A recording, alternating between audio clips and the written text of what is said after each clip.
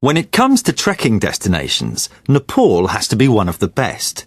With 8 of the world's 10 peaks over 8,000 metres, the landscape in itself is enough to leave you awestruck, even before you catch sight of Mount Everest.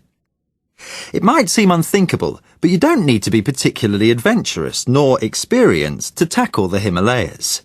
You just need the right gear, a modicum of physical fitness, and the right attitude. Having said that, it's not something to be taken lightly either. So here are some points worth considering. Firstly, when to go. Certain times of year are better than others. The winter months are cold yet settled, but snow will make some routes impassable, whilst the monsoon rains, from May to September, make trekking uncomfortable and sometimes downright dangerous.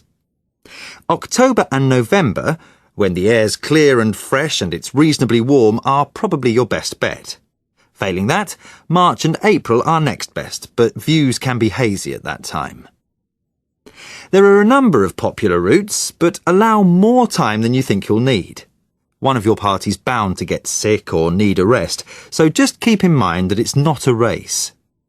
Choose your travelling companions carefully. You don't want to find out too late that you're stuck with someone who can't keep up or who sets too fast a pace. Trekking in Nepal isn't always easy. In fact, people say it can feel like you're walking in pudding, such is the effect of walking at altitude.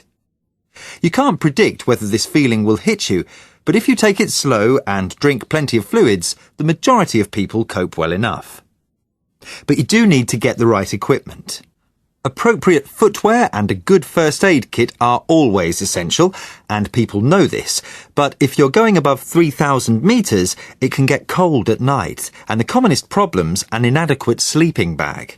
So, get a good quality one, by which I mean a full-price known brand from an authenticated supplier. Cheap imitations, and this applies to backpacks, socks and gloves too, locally made products with famous labels sewn on, may be a false saving in the long run. Of course, you can join organised treks, where everything is organised. All you need to do is walk, which can be quite comforting. But going it alone can be very rewarding, not to mention cheaper if you're up to it.